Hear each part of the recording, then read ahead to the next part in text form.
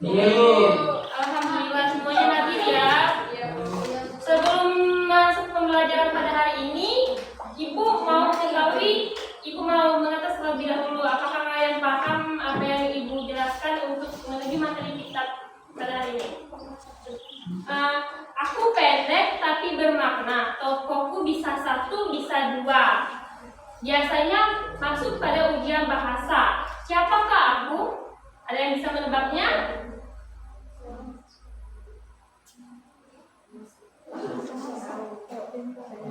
Ayo, apakah ada yang bisa menebak materi pembelajaran kita pada hari ini? Siapa? Cuci tangan? Tidak ada. Baik, materi kita pada iya, pintar ini tepuk tangan yang cerpen. Materi kita pada hari ini cerpen. Nah, materi kita pada hari ini mengenai cerpen. Sebelum kita masuk ke materi, alangkah baiknya kita mengetahui terlebih dahulu. Apa itu kompetensi dan tujuan pembelajaran kita pada hari ini? Peserta didik diharapkan mampu menganalisis, menyajikan struktur dan kebahasaan cerpen, menunjukkan sikap objektif terhadap karya sastra dalam prosesnya. Peserta didik dapat menjelaskan, yang pertama itu menjelaskan ciri, struktur, dan unsur intrinsik cerpen. Yang kedua itu menganalisis isi, pesan moral, dan gaya bahasa cerpen. Yang ketiga itu menyampaikan hasil analisis dalam bentuk lisan atau tulisan sesuai kaidah bahasa Indonesia. Baik, selanjutnya kita ke materi kita pada hari ini. Apa itu cerpen? Sebelum kalian itu, apakah anak-anak mengetahui cerpen itu apa? Selain dari pengertian di sini, ada yang bisa menjelaskan apa itu cerpen? Ya, benar. Cerita pendek adalah sebuah karya sastra yang menceritakan sebuah kisah dengan tokoh, latar, alur, dan yang singkat dan menarik. Cerpen biasanya berisi pengalaman, imajinasi, dan pelajaran hidup yang disampaikan secara logis. Adapun ciri-ciri cerpen, yang pertama itu panjang cerpen atau cerita pendek umumnya lebih dari 1000 kata, lebih juga bisa kurang. Yang kedua itu fokus pada satu peristiwa. Nah, yang dimaksudkan di sini itu hanya satu peristiwa yang diceritakan dalam cerpen tersebut, tidak ada peristiwa lainnya. Seperti contoh misalnya itu menceritakan tentang semut dan belalang. Nah, berisi cuma tentang semut dan belalang tanpa adanya cerita lain tambahan, seperti misalnya yang pertama semut dan belalang, dan selanjutnya itu belalang dan kanguru. Nah, itu tidak boleh. Harus kalau menceritakan semut dan belalang, fokusnya ke semut dan belalang. Yang ketiga itu jumlah tokoh terbatas. Nah, dimaksudnya di sini itu jumlah tokoh dalam cerpen itu terbatas, tidak boleh terlalu banyak karena akan mengganggu pembaca kebingungan. Yang keempat itu konflik tunggal dan cepat berkembang. Yang kelima habis dibaca dalam sekali duduk. Kenapa bisa dibaca habis dalam sekali duduk? Ibu tanya, ada yang bisa menjawab kenapa bisa sih cerpen itu bisa dibaca dalam satu kali duduk? Apa pasti? Ya, betul, karena ceritanya pendek. Cerpen itu seperti yang disampaikan pada nomor 1 hanya berisi 1000 kata, pendek. Baik, yang keenam yaitu memberikan kesan mendalam bagi pembaca. Di dalam sebuah cerpen terdapat pesan yang ingin disampaikan oleh pembaca. Pesan ini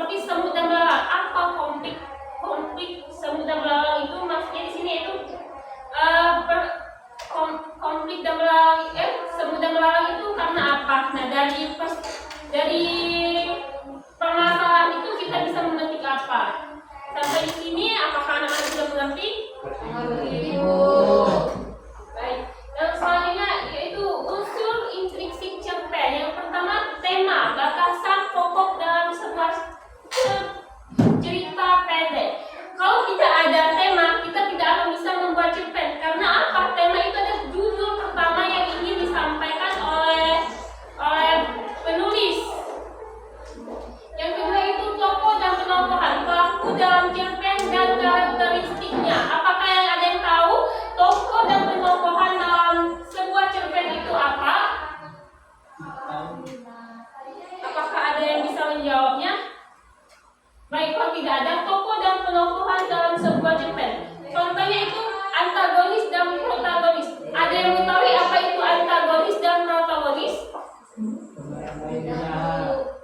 Nah, antagonis itu yaitu pemeran tokoh yang jahat, sedangkan protagonis itu adalah pemeran tokoh yang baik.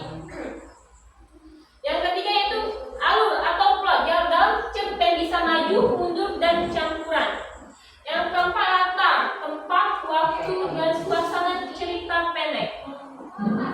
Yang dimaksud itu tempatnya itu di mana, waktu, jam berapa, suasana cerpen itu seperti apa? Apakah sedih, senang, gembira? Mohon perhatian yang sini anak-anak. Yang kelima itu sudut pandang, cara pengarang menyampaikan cerita. Orang pertama aku atau saya, orang ketiga yaitu dia atau nama tokoh tersebut. Yang keenam amanat pesan moral yang ingin disampaikan.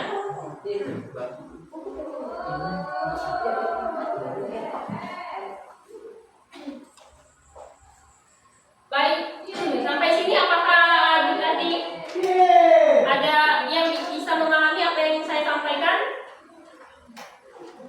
Sampai sini apakah sudah paham? Baik. Nah, setelah kita mempelajari pengertian cerpen, ciri-ciri cerpen, unsur intriksi, yaitu cara kita selanjutnya masuk ke cara membuat cerpen. Yang pertama itu menentukan ide cerita, memikirkan hal atau pengalaman yang ingin diceritakan menggunakan imajinasi atau pengalaman nyata. Nah, maksudnya yang pertama ini imajinasi. Kalian berimajinasi misalnya gajah, segerombolan gajah dan semut itu merupakan suatu imajinasi dan bukan nyata. Kalau nyata, pengalaman nyata itu yang terjadi di kehidupan kalian, kalian tuangkan dalam sebuah cerpen, kalian tulis dalam sebuah buku.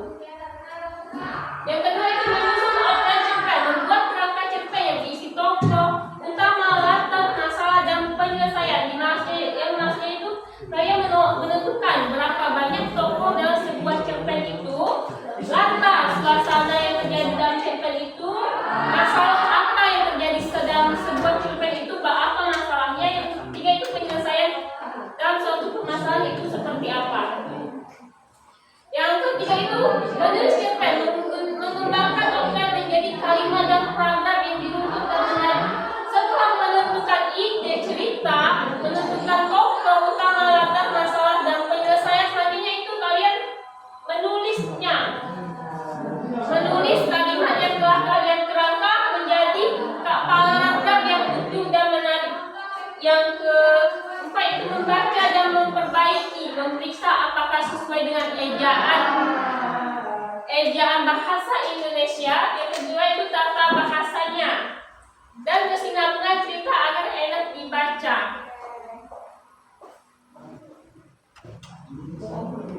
Pesan moral. Pesan moral yang di dalam sebuah cerpen itu seperti apa? Yang pertama di sini itu kerja keras dan persiapan. Pentingnya mempersiapkan diri untuk masa depan dan bekerja keras untuk mencapai tujuan. Yang kedua itu belajar dari pengalaman. Setiap pengalaman baik atau buruk akan kita dan mendapatkan manfaat untuk kita, memberikan pelajaran yang sangat berharga untuk kita. Yang ketiga itu nilai persahabatan. Persahabatan kerjasama dapat membantu mengatasi masalah. Nah, contohnya seperti kalian di kelas ini berteman semua kan? Nah, di sini kalian kalau ada masalah saling membantu, jangan tidak saling membantu karena satu kelas. Yang keempat itu keberanian menghadapi tantangan. Kita harus berani menghadapi tantangan walaupun itu merasa sulit dan tidak takut untuk mengambil keputusan atau risiko apa yang akan terjadi pada kedepannya. Yang keempat itu kejujuran dan kebaikan. Tindakan baik dan kejujuran akan selalu dihargai dan membawa dampak positif untuk kita semua.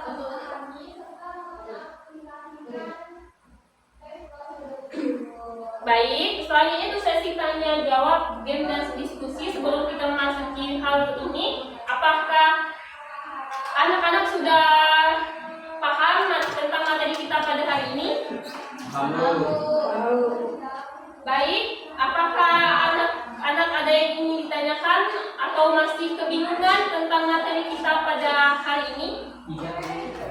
Baik, semuanya sudah pintar ya, sudah paham. Baik, di sini Ibu ada game. Bentar ya.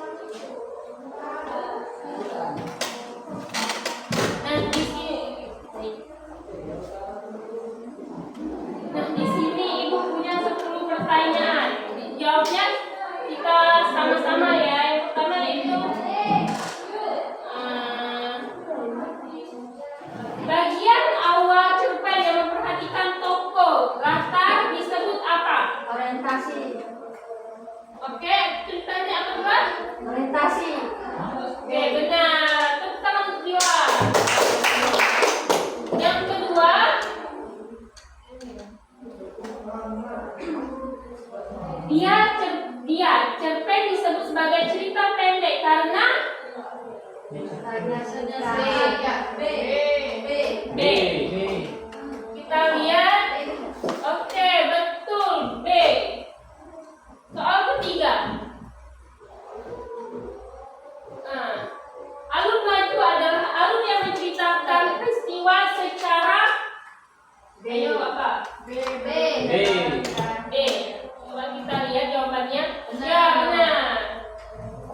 Yang selanjutnya, tokoh protagonis dalam cerpen biasanya digambarkan sebagai apa? Baik. A. A atau B? Oke, betul. Soal kelima.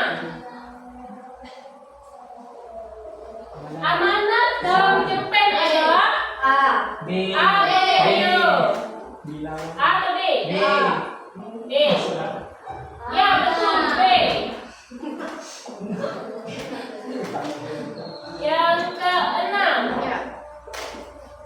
Unsur yang termasuk ke dalam unsur intrinsik dalam sebuah cerpen. Apa? Tokoh atau pengarang? Ya, betul, tokoh. Soal ketujuh. Ayo semuanya berpartisipasi ya.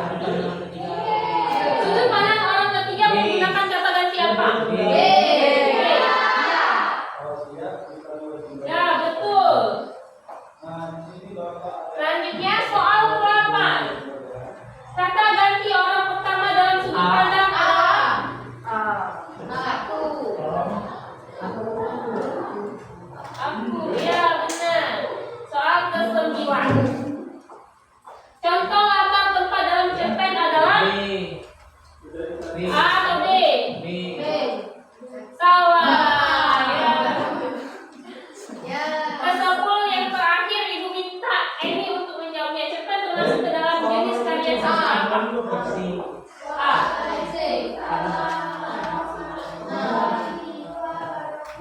Ya, betul. Nah, sepertinya kalian sudah memahami materi kita pada hari ini tentang cerpen, cara membuat cerpen, unsur-unsurnya, dan menjawab 9 dari 10 soal yang benar. Luar biasa sekali ya. Nah, di sini Ibu ada tugas sekelompok untuk kalian kerjakan di rumah. Kalau tidak selesai ini bisa kerjakan di rumah. Ibu bagi menjadi 3 kelompok, 1, 2, 3. Kelompok pertama, kalau kelompok kedua, Ya. Mentari pagi bersinar cerah. Ya. Assalamualaikum ucap Bapak. Semoga kita semua sehat. Nah, dari sebelum itu Ibu jelaskan terlebih dahulu cara menjawab kelompoknya. Di sini ada 2 soal, di mana yang pertama identifikasi unsur intrinsik cerpen. Temanya apa? Tokoh dan fakta, alur, latar dan sudut pandang serta amanah. Perhatikan lembar kerjanya ya. Selanjutnya di sini ada cerpen. Tanggal hari ini tanggal berapa? Cerpen ini ada bagian potongan yang hilang, namun kalian lengkapi ya. Nah, sampai belakang.